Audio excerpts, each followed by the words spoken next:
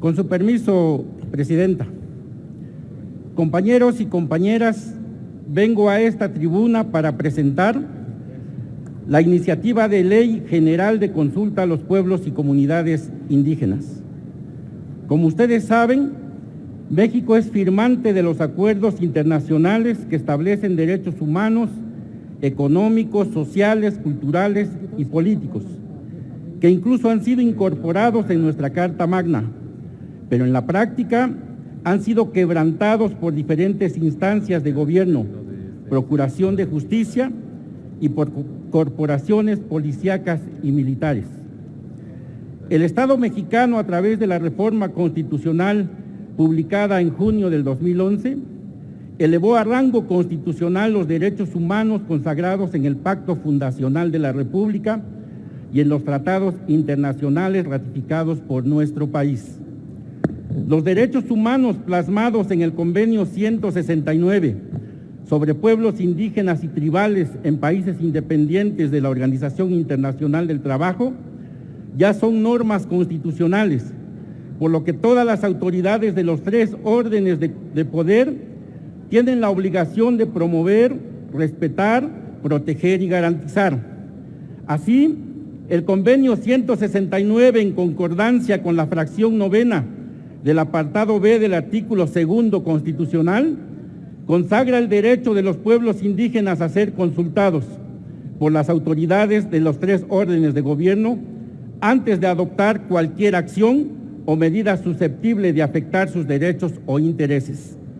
Es un hecho notorio que las organizaciones indígenas y campesinas de nuestro país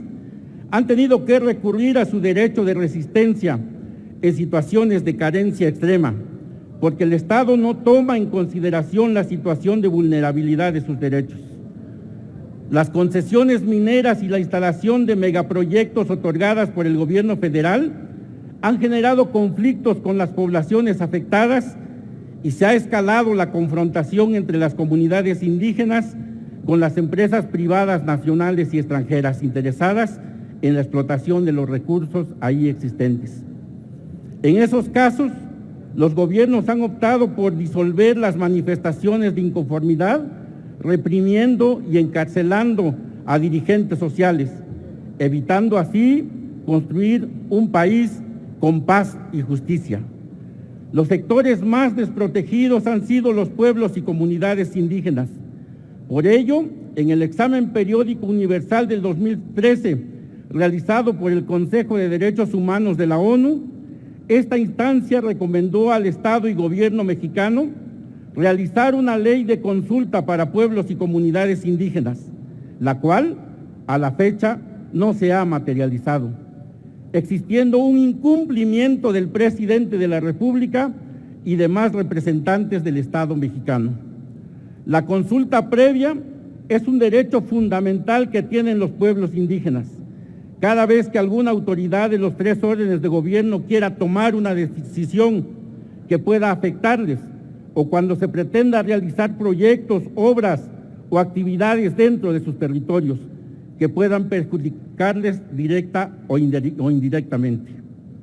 La propuesta de Ley General de Consulta a los Pueblos y Comunidades Indígenas tiene como objetivo principal reglamentar de manera clara y precisa el derecho a la consulta previa, libre e informada, de tal forma que los pueblos y comunidades indígenas, a través de un proceso transparente, puedan expresar su opinión en un medio libre, que se oponga a la coacción o interferencias con las que se pretenda tergiversar lo que decida el pueblo o comunidad indígena. La presente propuesta consta de 26 artículos divididos en 7 capítulos, que pongo a consideración de esta soberanía y espero sea aprobada para ir saldando parte de la deuda histórica del Estado con los dueños originarios de este país. No omito terminar diciendo que esta ley será sin duda un instrumento útil de concertación para los pueblos indígenas y el Estado mexicano, y con su aprobación podrán superarse grandes diferendos y se propiciarán acuerdos inimaginarios que abatirán pobreza y miseria al que han sido condenados los pueblos indígenas de este país, terminando con una era de despojo de sus tierras y territorios. Es cuanto, Presidenta.